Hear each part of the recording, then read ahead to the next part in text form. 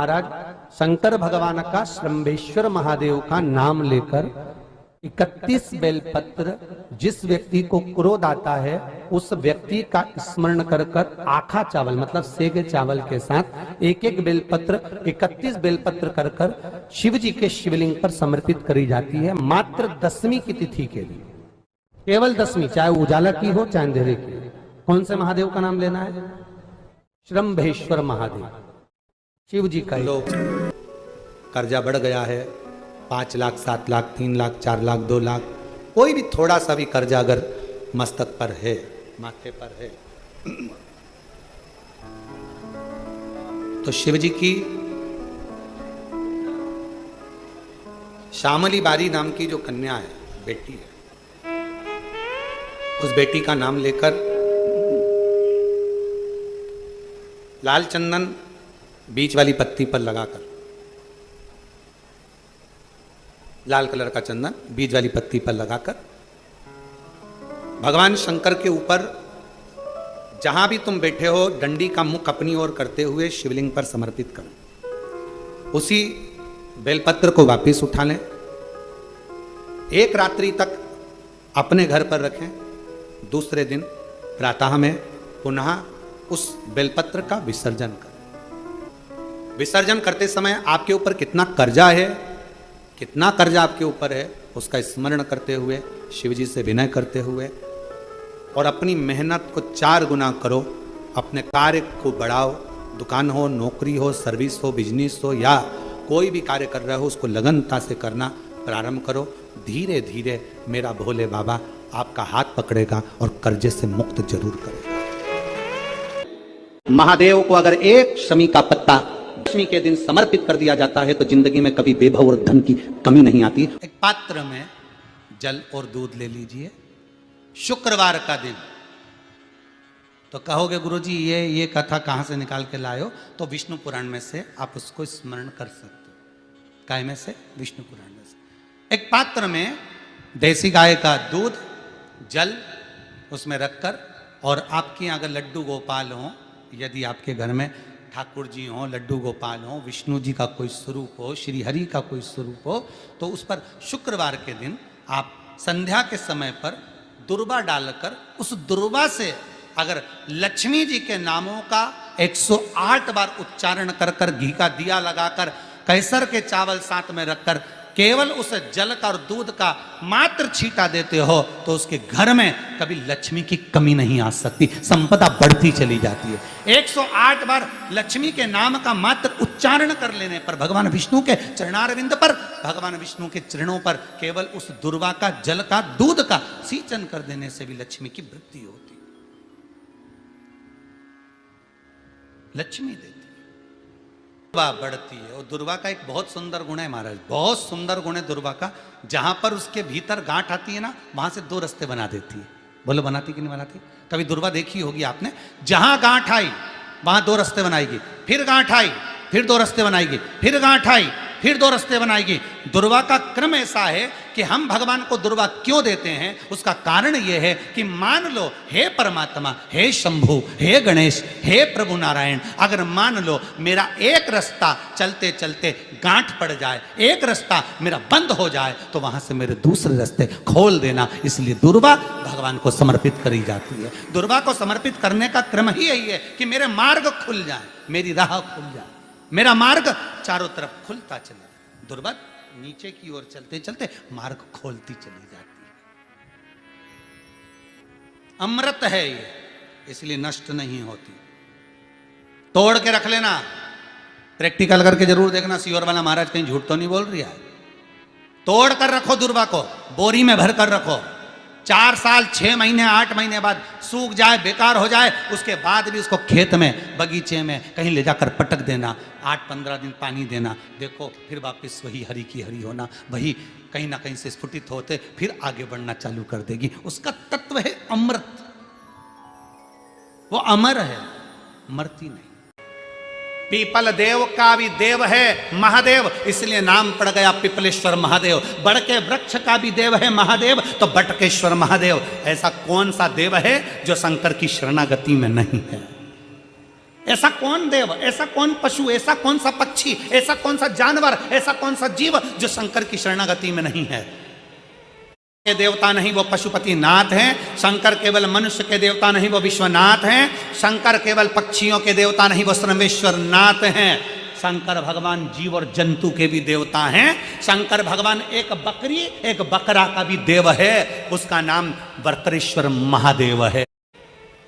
आप और हम शिव को भूल जाते हैं, छोड़ देते हैं। जगत गुरु शंकराचार्य जी कहते हैं शंकर भगवान को पकड़ने वाला, शंकर भगवान को एक लोटा जल चढ़ाने वाला, जगत गुरु शंकराचार्य जी कहते हैं शंकर की भक्ति करने वाला, शिव को भजने वाला अगर भूल से भी शंकर को छोड़ देता है, पर शंकर भगवान अपने भक्त को कभी नहीं छोड़ते अंतिम श्वास तक।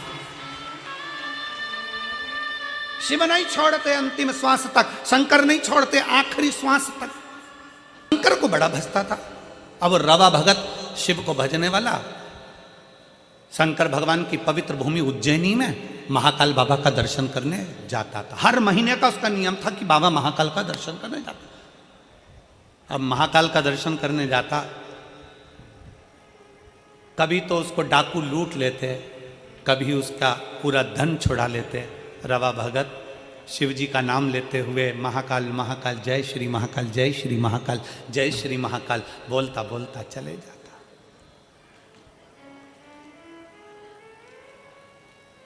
कई साल निकलते चले गए, कई साल।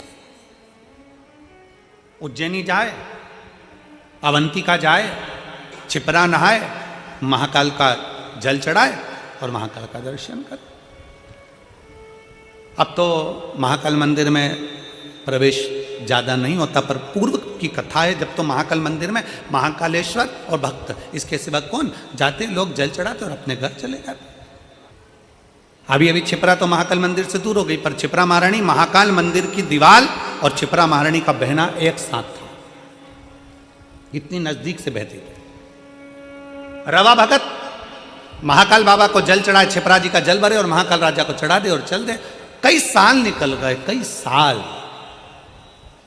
अब एक बार रवा भगत उज्जैनी नहीं पहुंचा, अवंतिका नहीं पहुंचा, अवंतिका नहीं पहुंचा। एक महीना पूर्ण हो गया, अवंतिका नहीं आया। ध्यान, रवा भगत नहीं आया। 2 महीना हो गया, रवा भगत नहीं आया। 3 महीना हो गया, रवा भगत नहीं आया। अब तो भोलेनाथ को बेचैनी होने लगी और शंकर भगवान माता पार्वती से कहे, मां जगत जननी से,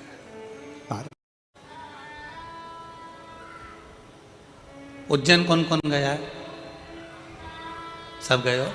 रखो, बैठी रहती है। सब गए हो? रखो।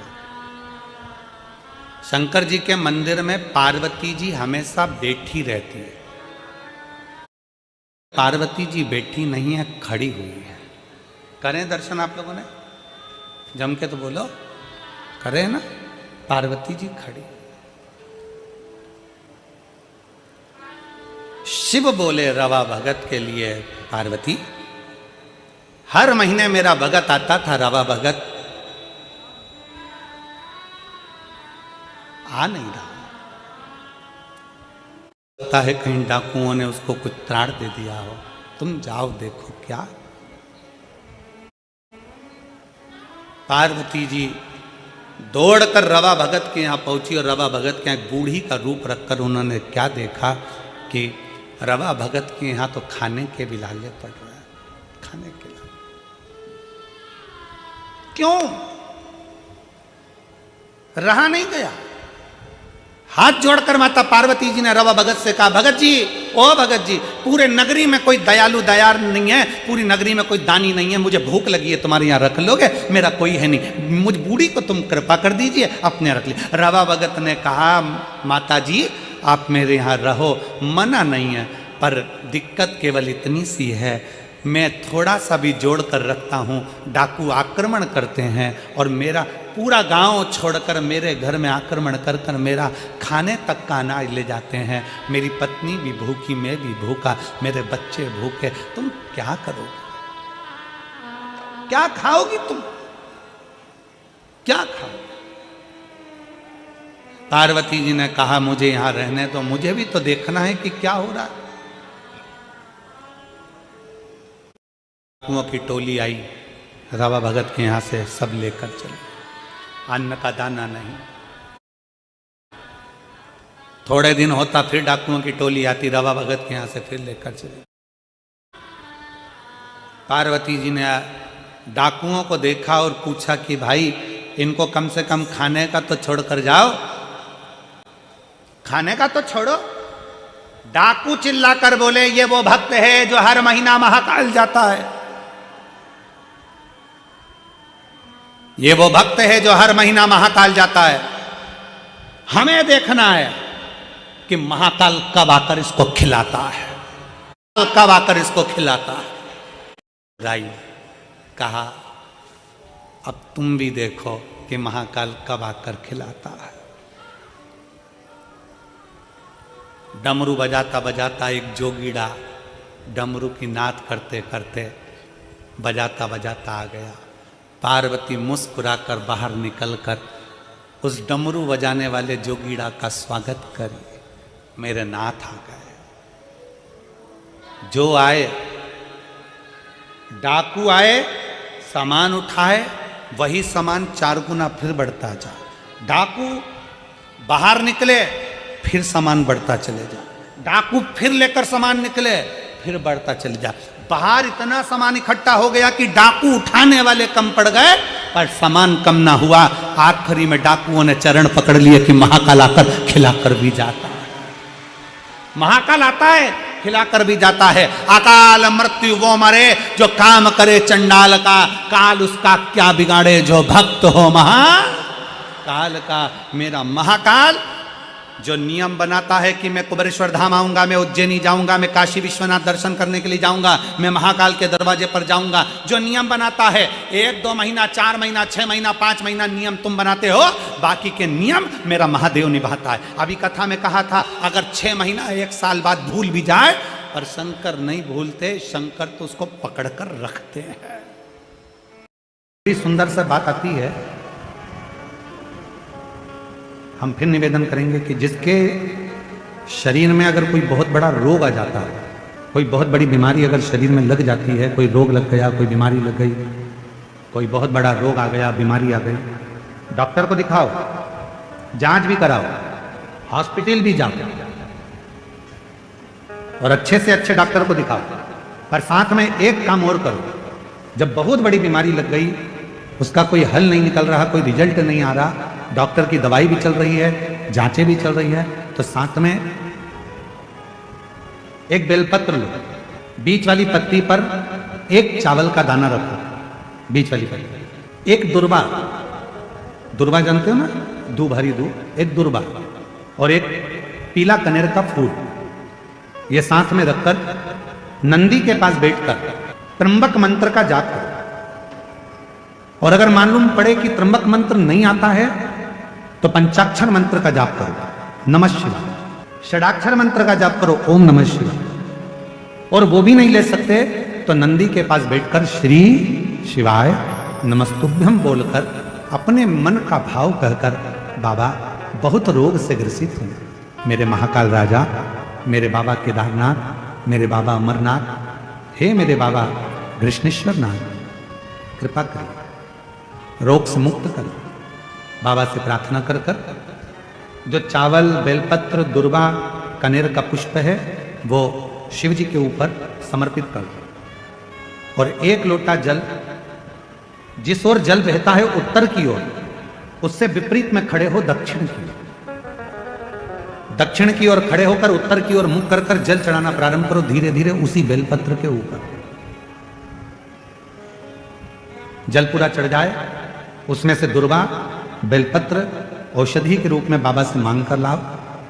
बेलपत्र दूसरे दिन सुबह खाली पेट उसको खा लो और दुर्वा प्रदोष काल में शाम के समय जब प्रदोष काल आए उस समय पर उस दुर्वा को चबा चबा कर खा लो, धीरे धीरे धीरे धीरे रोग का निवारण होने लगेगा और तुम्हें दवाई लगने लगेगी, औषधि लगेगी। ऐरावत के पास में सारी सिद्धियां थी, ऐरावत के पास में सारा बल था, सारी सिद्धियां थी, निकल कर जा रहा था। क्रोध आ गया इंद्र को, क्रोध, इंद्र ने श्राप दे दिया ऐरावत हाथी को।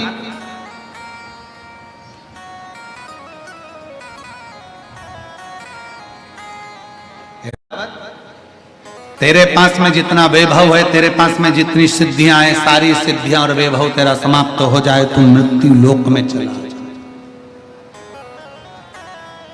मृत्यु लोक,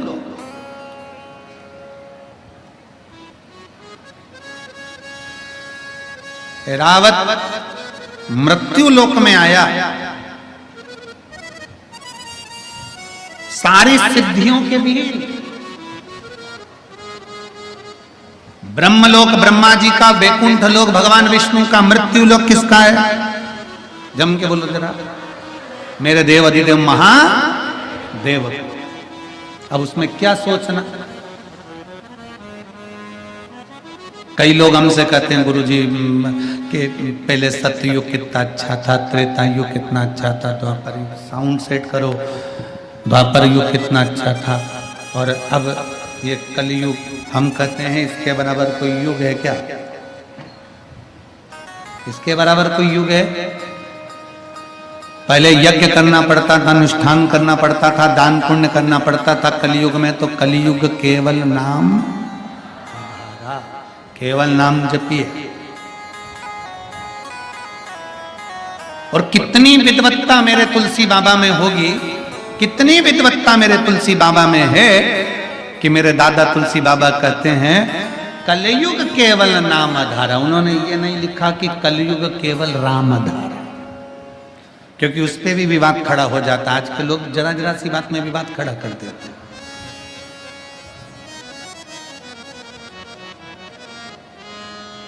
दुनिया में बहुत लोग हैं, कोई संतुष्टि है, कोई नहीं संतुष्ट है। होते कई लोगों को, कई ऐसे भी हैं जिनको संतुष्टि नहीं मिलती।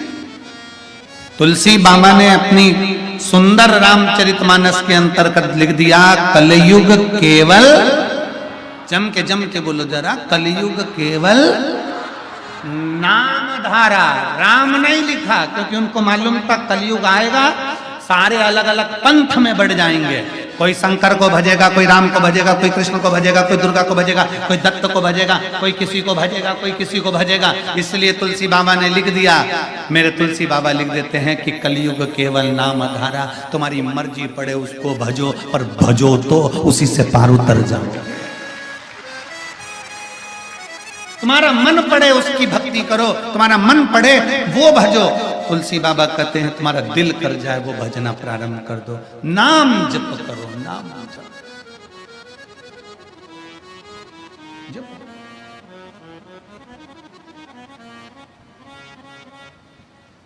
वृक्ष के नीचे महामृत्युंजय मंत्र का जाप, जो शुक्रवार की शुक्रवार घी का दिया लगाकर करता है, उसके रोग बाबा देवाधिदेव महादेव समाप्त करते चले जाते हैं। ये संजीवनी मंत्र शुक्रवार के दिन भगवान शंकर को, शुक्र को